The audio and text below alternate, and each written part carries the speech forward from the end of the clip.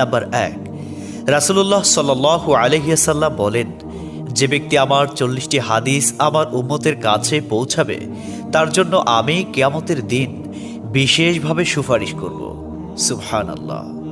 Number 2, মানুষের মধ্যে যারা মৃত্যুকে বেশি করে স্মরণ করে এবং তার জন্য প্রস্তুতি নেয় তারাই সবচেয়ে বুদ্ধিমান।